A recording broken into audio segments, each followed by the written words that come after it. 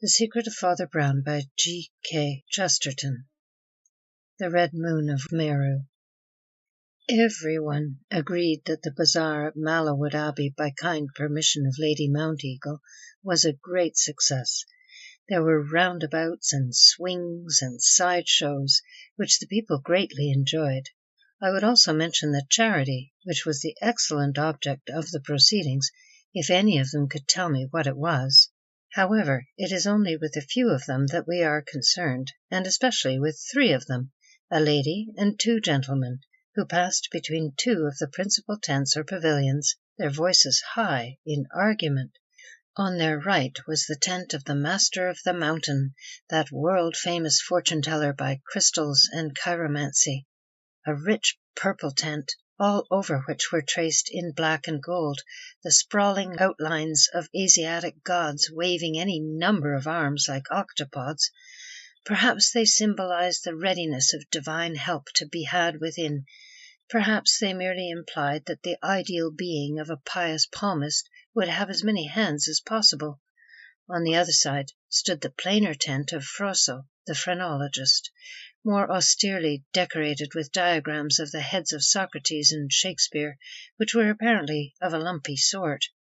But these were presented merely in black and white, with numbers and notes, as became the rigid dignity of a purely rationalistic science. The purple tent had an opening like a black cavern, and all was fittingly silent within. But Froissart, the phrenologist, a lean, shabby, sunburnt person, with an almost improbably fierce black moustache and whiskers, was standing outside his own temple and talking, at the top of his voice, to nobody in particular, explaining that the head of any passer-by would doubtless prove, on examination, to be every bit as knobbly as Shakespeare's. Indeed, the moment the lady appeared between the tents, the vigilant Froissart leapt on her, and offered, with a pantomime of old-world courtesy, to feel her bumps. She refused with civility that was rather like rudeness, but she must be excused because she was in the middle of an argument. She also had to be excused, or at any rate was excused, because she was Lady Mounteagle.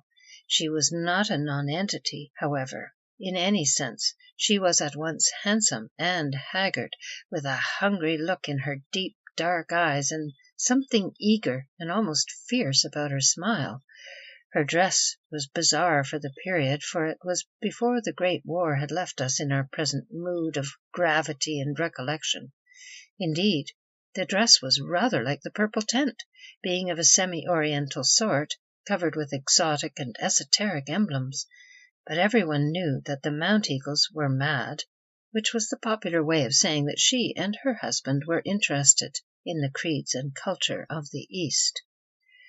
The eccentricity of the lady was a great contrast to the conventionality of the 2 gentlemen, who were braced and buttoned up in all the stiffer fashion of that far-off day, from the tips of their gloves to their bright top-hats. Yet even here there was a difference, for James Hardcastle managed at once to look correct and distinguished, while Tommy Hunter only looked correct and commonplace. Hardcastle was a promising politician who seemed in society to be interested in everything except politics. It may be answered gloomily that every politician is emphatically a promising politician, but to do him justice, he had often exhibited himself as a performing politician. No purple tent in the bazaar, however, had been provided for him to perform in. "For my part," he said, screwing in the monocle that was the only gleam in his hard, legal face, "I think we must exhaust the possibilities of mesmerism before we talk about magic. Remarkable psychological powers undoubtedly exist, even in apparently backward peoples. Marvelous things have been done by fakirs." "Did you say done by fakirs?" asked the other young man with doubtful innocence. "Tommy, you are simply silly," said the lady. "Why will you keep barging in on things you don't understand? You're like a schoolboy screaming out that he knows how a conjuring trick is done. It's all so early Victorian, that schoolboy scepticism. As for mesmerism, I doubt whether you can stretch it to—" At this point Lady Mounteagle seemed to catch sight of somebody she wanted. a black, stumpy figure standing at a booth where children were throwing hoops at hideous table ornaments. She darted across and cried, "Father Brown, I've been looking for you. I want to ask you something. Do you believe in fortune-telling?" The person addressed looked rather helplessly at the little hoop in his hand and said at last, "I wonder in which sense you're using the word believe. Of course, if it's all a fraud—" "Oh, but the Master of the Mountain isn't a bit of a fraud," she cried. "He isn't a common conjurer or a fortune-teller at all. It's really a great honor for him to condescend to tell fortunes at my parties. He's a great religious leader in his own country, a prophet and a seer, and even his fortune-telling isn't vulgar stuff about coming into a fortune. He tells you great spiritual truths about yourself, about your ideals." "Quite so," said Father Brown. "That's what I object to. I was just going to say that if it's all a fraud, I don't mind it so much. It can't be much more of a fraud than most things at fancy bazaars. And there, in a way, it's a sort of practical joke. But if it's a religion and reveals spiritual truths, then it's all as false as hell, and I wouldn't touch it with a barge pole." "That is something of a paradox," said Hardcastle with a smile. "I wonder what a paradox is," remarked the priest with a ruminant manner. "It seems to me obvious enough. I suppose it wouldn't do very much harm if somebody dressed up as a German spy and pretended to have told all sorts of lies to the Germans. But if a man is trading in the truth with the Germans, well, so I think if a fortune-teller is trading in truth like that—" "You really think—" began Hardcastle grimly. "Yes," said the other, "I think he is trading with the enemy." Tommy Hunter broke into a chuckle. "Well," he said, "if Father Brown thinks they're good so long as they're frauds, I should think he'd consider this copper-coloured prophet a sort of saint." "My cousin Tom is incorrigible," said Lady Mounteagle. "He's always going about showing up adepts, as he calls it. He only came down here in a hurry when he heard the Master was to be here, I believe. He'd have tried to show up Buddha or Moses." "Thought you wanted looking after a bit," said the young man with a grin on his round face. "So I toddled down. Don't like this brown monkey crawling about." "There you go again," said Lady Mounteagle. "Years ago, when I was in India, I suppose we all had that sort of prejudice against brown people. But now I know something about their wonderful spiritual powers. I'm glad to say I know better." "Our prejudices seem to cut opposite ways," said Father Brown. "You excuse his being brown because he's Brahmanical, and I excuse his being Brahmanical because he's brown. Frankly, I don't care for spiritual powers much myself. I've got much more sympathy with spiritual weaknesses. But I can't see why anybody should dislike him merely because he's the same beautiful colour as copper, or coffee, or nut-brown ale, or those jolly peat streams in the north. But then," he added, looking across at the lady and screwing up his eyes, "I suppose I'm prejudiced in favour of anything that's called brown." "There now," cried Lady Mounteagle with a sort of triumph, "I knew you were only talking nonsense." "Well," grumbled the aggrieved youth with the round face, "when anybody talks sense, you call it schoolboy scepticism.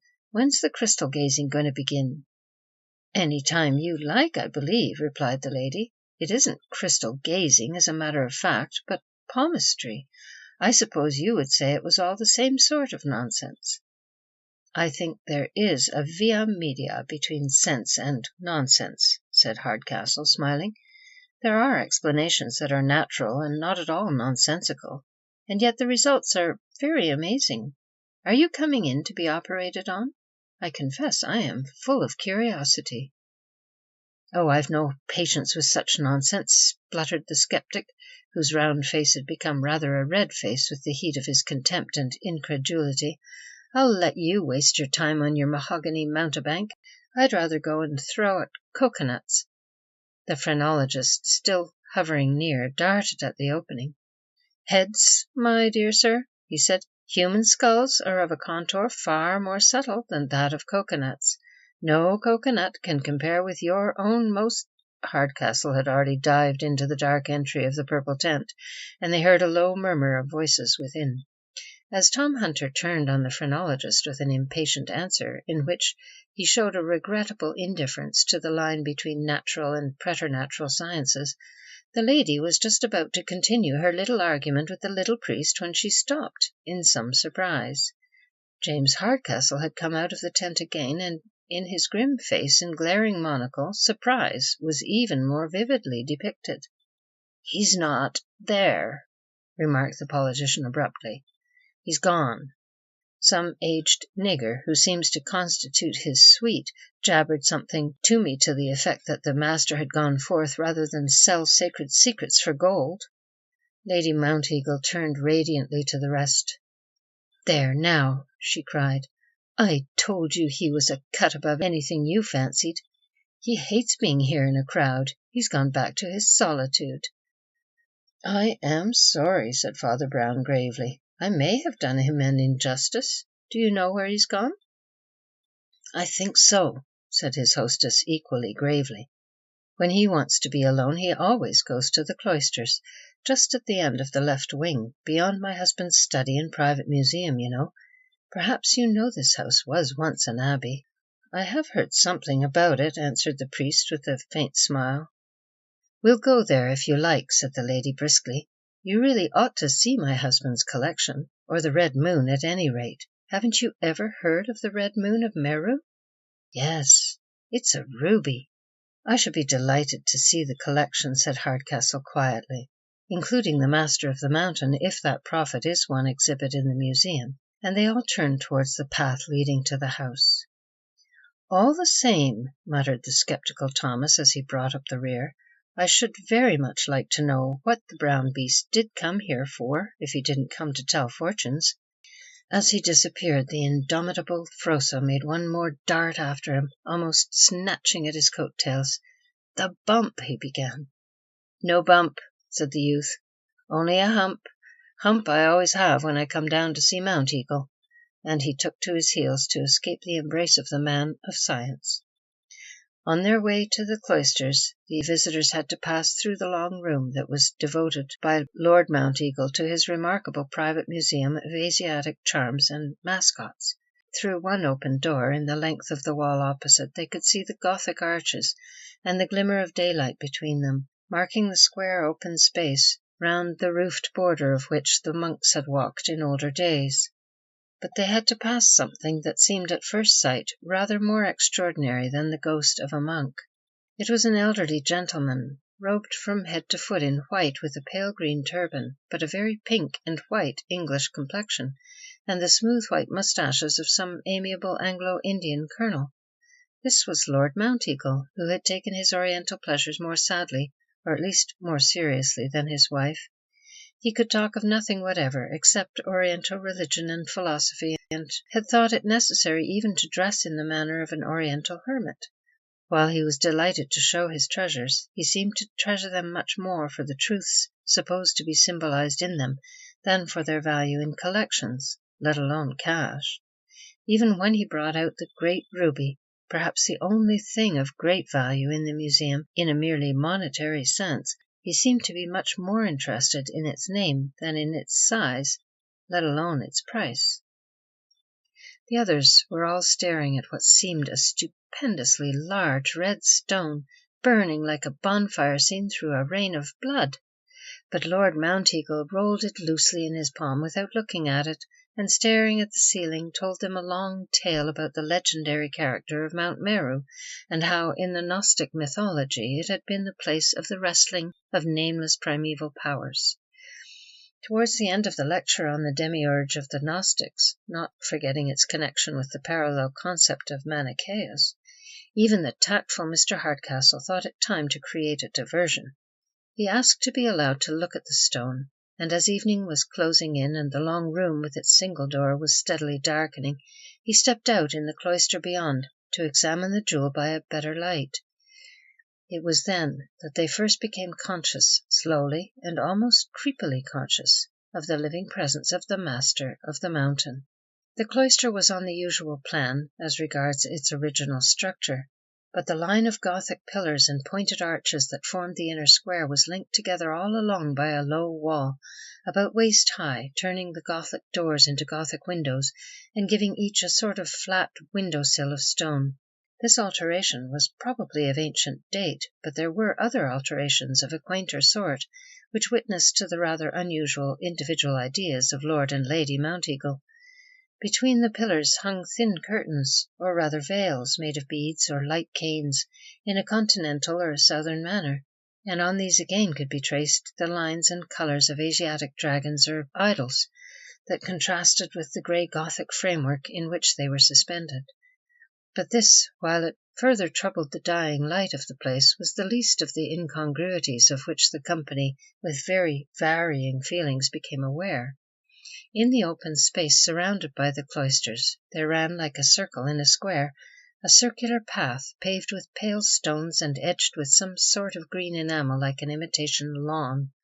Inside that, in the very centre, rose the basin of a dark green fountain, or raised pond, in which water-lilies floated and goldfish flashed to and fro, and high above these, its outline dark against the dying light, was a great green image. Its back was turned to them, and its face so completely invisible in the hunched posture that the statue might almost have been headless.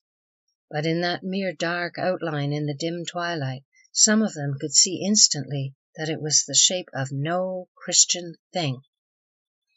A few yards away on the circular path, and looking towards the great green god, stood the man called the Master of the Mountain. His pointed and finely finished features seemed moulded by some skilful craftsman as a mask of copper. In contrast with this, his dark grey beard looked almost blue, like indigo. It began in a narrow tuft on his chin, and then spread outwards like a great fan or the tail of a bird. He was robed in peacock green, and wore on his bald head a high cap of uncommon outline, a headdress none of them had ever seen before, but it looked rather Egyptian than Indian. The man was standing with staring eyes, wide open, fish-shaped eyes, so motionless that they looked like the eyes painted on a mummy case. But though the figure of the Master of the Mountain was singular enough, some of the company, including Father Brown, did not look at him. They still looked at the dark green idol at which he himself was looking. "This seems a queer thing," said Hardcastle, frowning a little, "to set up in the middle of an old abbey cloister." "Now, don't tell me you're going to be silly," said Lady Mounteagle. "That's just what we meant, to link up the great religions of East and West, Buddha and Christ. Surely you must understand that all religions are really the same." "If they are," said Father Brown mildly, "it seems rather unnecessary to go into the middle of Asia to get one." "Lady Mounteagle means that there are different aspects or facets, as there are of this stone," began Hardcastle, and becoming interested in the new topic, laid the great ruby down on the stone sill or ledge under the Gothic arch. "But it does not follow that we can mix the aspects in one artistic style. You may mix Christianity and Islam, but you can't mix Gothic and Saracenic, let alone real Indian." As he spoke, the Master of the Mountain seemed to come to life like a cataleptic, and moved gravely round another quarter segment of the circle and took up his position outside their own row of arches, standing with his back to them and looking now towards the idol's back. It was obvious that he was moving by stages round the whole circle, like a hand round a clock, but pausing for prayer or contemplation. "What is his religion?" asked Hardcastle, with a faint touch of impatience. "He says," replied Lord Mounteagle reverently, "that it is older than Brahmanism and purer than Buddhism." "Oh," said Hardcastle, and continued to stare through his single eyeglass, standing with both his hands in his pockets. "They say," observed the nobleman in his gentle but didactic voice, "that the deity called the God of Gods is carved in a colossal form in the cavern of Mount Meru." Even his lordship's lecturing serenity was broken abruptly by the voice that came over his shoulder. It came out of the darkness of the museum they had just left, when they stepped out into the cloister.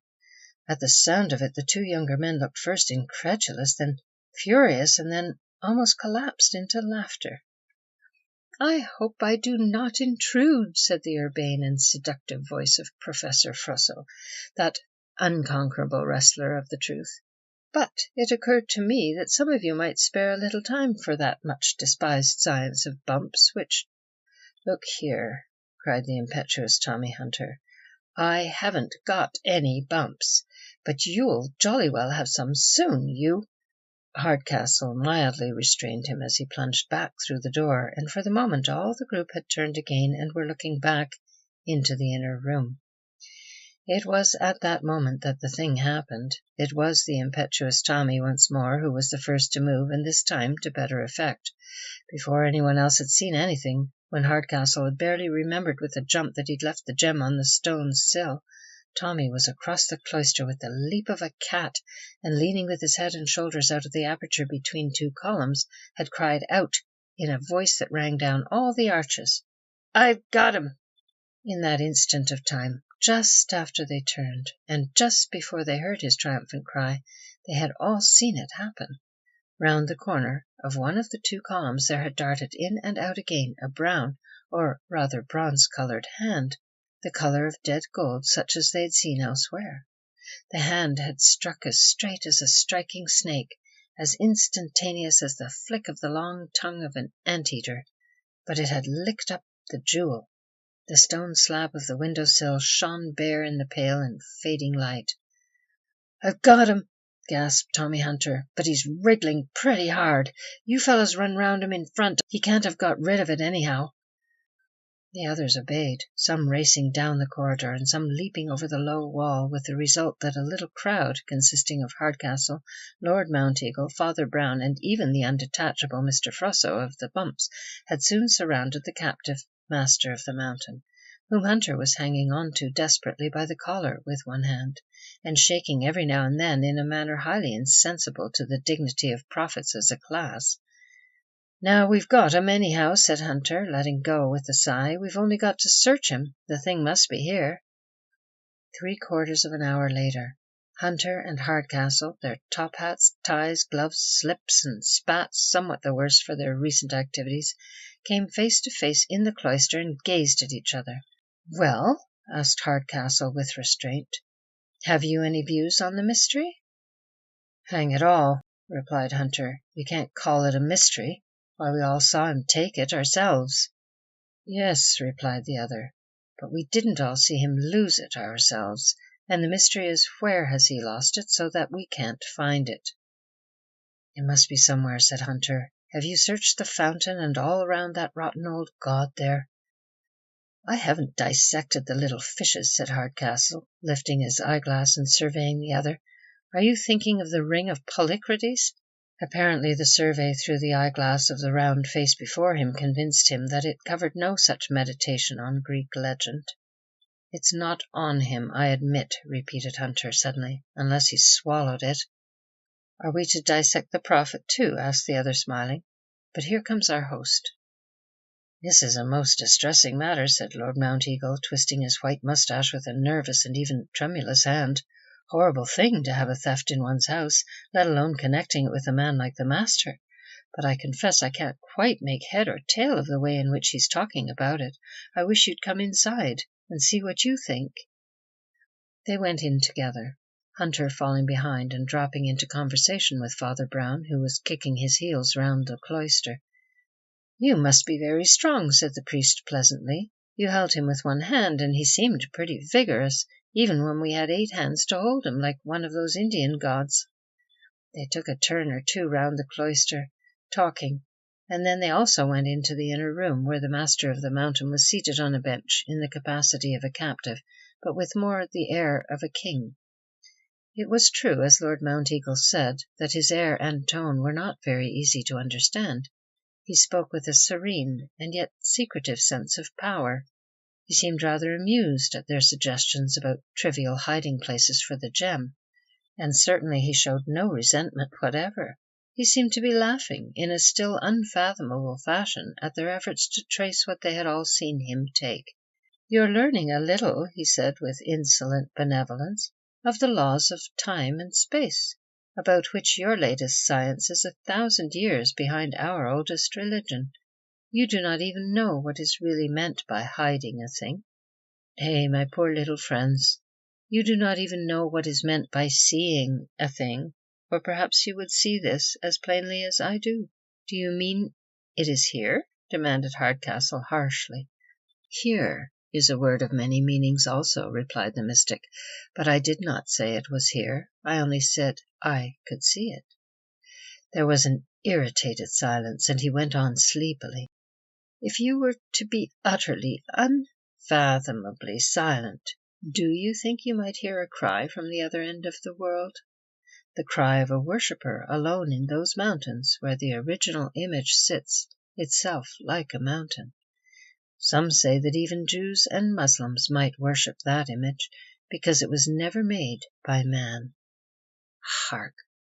Do you hear the cry with which he lifts his head and sees in that socket of stone that has been hollow for ages the one red and angry moon that is the eye of the mountain?"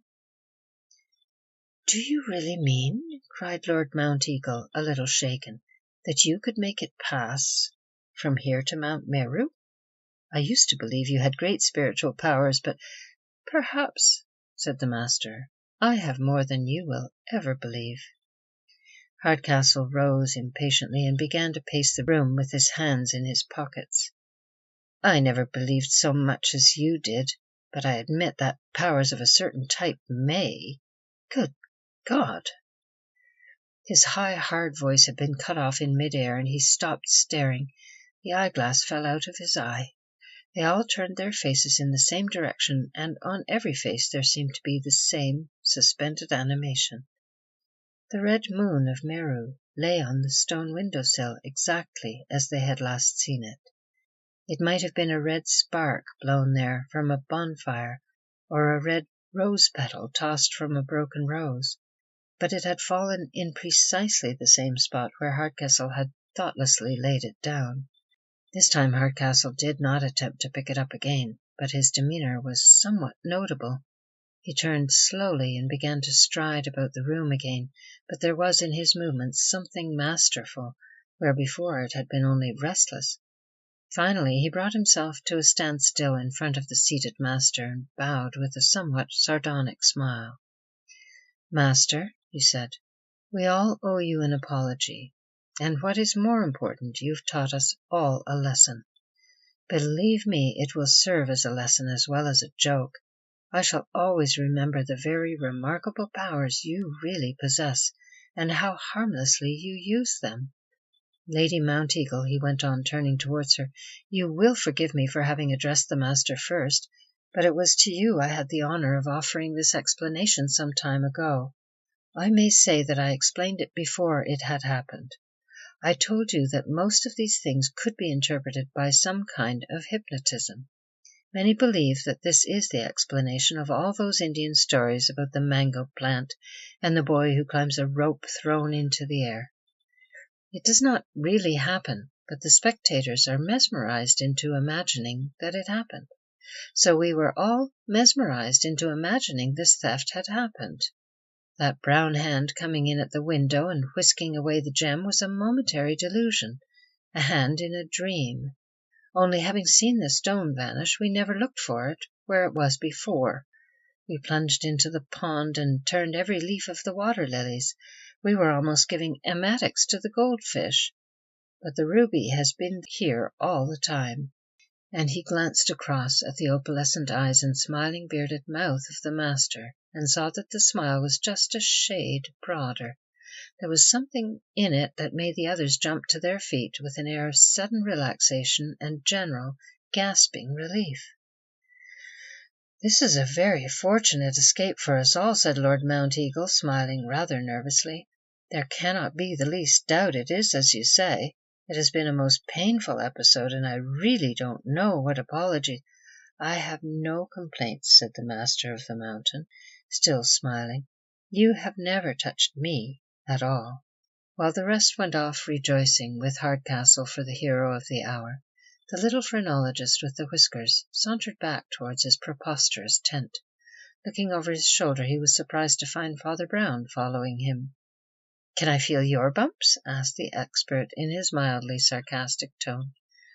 "I don't think you want to feel any more, do you?" said the priest good-humouredly. "You're a detective, aren't you?" "Yep," replied the other. "Lady Mounteagle asked me to keep an eye on the master, being no fool for all her mysticism, and when he left his tent I could only follow by behaving like a nuisance and a monomaniac. If anybody had come into my tent, I'd have had to look up Bumps in an encyclopedia." "Bumps! What? Ho, she, sea folklore," observed Father Brown dreamily. "Well, you were quite in the part in pestering people at a bazaar." "Rum case, wasn't it?" remarked the fallacious phrenologist. "Queer to think the thing was there all the time." "Very queer," said the priest. Something in his voice made the other man stop and stare. "Look here," he cried, "what's the matter with you? What are you looking like that for? Don't you believe that it was there all the time?" Father Brown blinked rather as if he had received a buffet. Then he said slowly and with hesitation, "No, the fact is, I can't quite bring myself to believe it." "You're not the sort of chap," said the other shrewdly, "who'd say that without reason. Why don't you think the ruby had been there all the time?" "Only because I put it back myself," said Father Brown. The other man stood rooted to the spot like one whose hair was standing on end. He opened his mouth without speech. "Or rather," went on the priest, "I persuaded the thief to let me put it back. I told him what I'd guessed and showed him there was still time for repentance. I don't mind telling you in professional confidence. Besides, I don't think the Mounteagles would prosecute, now they've got the thing back, especially considering who stole it." "Do you mean the master?" asked the late Froissart. "No," said Father Brown, "the master didn't steal it." "But I don't understand," objected the other. "Nobody was outside the window except the master, and a hand certainly came from outside." "The hand came from outside, but the thief came from the inside," said Father Brown. "We seem to be back among the mystics again. Look here, I'm a practical man. I only wanted to know if it is all right with the ruby." "I knew it was all wrong," said Father Brown, "before I even knew there was a ruby." After a pause he went on thoughtfully. "Right away, back in that argument of theirs by the tents, I knew things were going wrong. People will tell you that theories don't matter and that logic and philosophy aren't practical. Don't you believe them. Reason is from God, and when things are unreasonable there's something the matter. Now that quite abstract argument ended with something funny. Consider what the theories were. Hardcastle was a trifle superior and said that all things were perfectly possible, but they were mostly done merely by mesmerism or clairvoyance, scientific names for philosophical puzzles in the usual style. But Hunter thought it all sheer fraud and wanted to show it up. By Lady Mounteagle's testimony, he not only went about showing up fortune-tellers and such-like, but he had actually come down specially to confront this one. He didn't often come. He didn't get on with Mounteagle, from whom, being a spendthrift, he always tried to borrow. But when he heard the master was coming, he came hurrying down. Very well. In spite of that, it was Hardcastle who went to consult the wizard, and Hunter who refused. He said he'd waste no time on such nonsense, having apparently wasted a lot of his life on proving it to be nonsense. That seems inconsistent. He thought in this case it was crystal gazing, but he found it was palmistry." "Do you mean he made that an excuse?" asked his companion, puzzled. "I thought so at first," replied the priest, "but I know now it was not an excuse, but a reason. He really was put off by finding it was a palmist because—" "Well?" demanded the other impatiently. "Because he didn't want to take his glove off," said Father Brown. "Take his glove off?" repeated the inquirer. "If he had," said Father Brown mildly, "we should all have seen that his hand was painted pale brown already. Oh, yes, he did come down specially because the master was here. He came down very fully prepared." "You mean," cried Froissart, "that it was Hunter's hand, painted brown, that came in at the window? Why, he was with us all the time." "Go and try it on the spot, and you'll find it's quite possible," said the priest. Hunter leapt forward and leaned out of the window. In a flash he could tear off his glove, tuck up his sleeve, and thrust his hand back round the other side of the pillar, while he gripped the Indian with the other hand, and hallooed out that he'd caught the thief. I remarked at the time that he held the thief with one hand, where any sane man would have used two, but the other hand was slipping the jewel into his trouser pocket. There was a long pause, and then the ex-phrenologist said slowly, "Well, that's a staggerer. But the thing stumps me still. For one thing, it doesn't explain the queer behavior of the old magician himself. If he was entirely innocent, why the devil didn't he say so? Why wasn't he indignant at being accused and searched? Why did he only sit smiling and hinting in a sly way what wild and wonderful things he could do?" "Ah," cried Father Brown, with a sharp note in his voice, "there you come up against it. Against everything these people don't and won't understand. All religions are the same," says Lady Mounteagle. "Are they, by George? I tell you some of them are so different that the best man of one creed will be callous where the worst man of another will be sensitive. I told you I didn't like spiritual power because the accent is on the word power. I don't say the master would steal a ruby. Very likely he wouldn't. Very likely he wouldn't think it worth stealing. It wouldn't be specially his temptation to take jewels, but it would be his temptation to take credit for miracles that didn't belong to him any more than the jewels. It was to that sort of temptation, to that sort of stealing, that he yielded today. He liked us to think that he had marvelous mental powers that could make a material object fly through space, and even when he hadn't done it, he allowed us to think he had. The point about private property wouldn't occur primarily to him at all. The question wouldn't present itself in the form, 'Shall I steal this pebble?' but only in the form, 'Could I make a pebble vanish and reappear on a distant mountain?'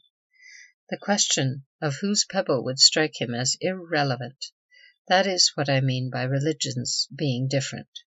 He is very proud of having what he calls spiritual powers, but what he calls spiritual doesn't mean what we call moral. It means rather mental, the power of the mind over matter, the magician controlling the elements. Now we are not like that, even when we are no better, even when we are worse. We whose fathers at least were Christians, who've grown up under those medieval arches, even if we bedizen them with all the demons in Asia, we have the very opposite ambition and the very opposite shame. We should all be anxious that nobody should think we had done it. He was actually anxious that everybody should think he had, even when he hadn't. He actually stole the credit of stealing. While we were all casting the crime from us like a snake, he was actually luring it to him like a snake charmer. But snakes are not pets in this country. Here the traditions of Christendom tell at once under a test like this. Look at old Mounteagle himself, for instance. You may be as Eastern and esoteric as you like, and wheel a turban and a long robe and live on messages from Mahatmas. But if a bit of stone is stolen in your house and your friends are suspected, you will jolly soon find out that you're an ordinary English gentleman in a fuss. The man who really did it would never want us to think he did it, for he also was an English gentleman. He was also something very much better. He was a Christian thief. I hope and believe he was a penitent thief." "By your account," said his companion, laughing, "the Christian thief and the heathen fraud went by contraries. One was sorry he'd done it, and the other was sorry he hadn't." "We mustn't be too hard on either of them," said Father Brown. "Other English gentlemen have stolen before now and been covered by legal and political protection, and the West also has its own way of covering theft with sophistry. After all, the ruby is not the only kind of valuable stone in the world that has changed owners. It is true of other precious stones, often carved like cameos and colored like flowers." The other looked at him inquiringly, and the priest's finger was pointed to the Gothic outline of the great abbey. "A great graven stone," he said, "and that was also stolen." End of section 8, read by Sandra, near Montreal, 2023.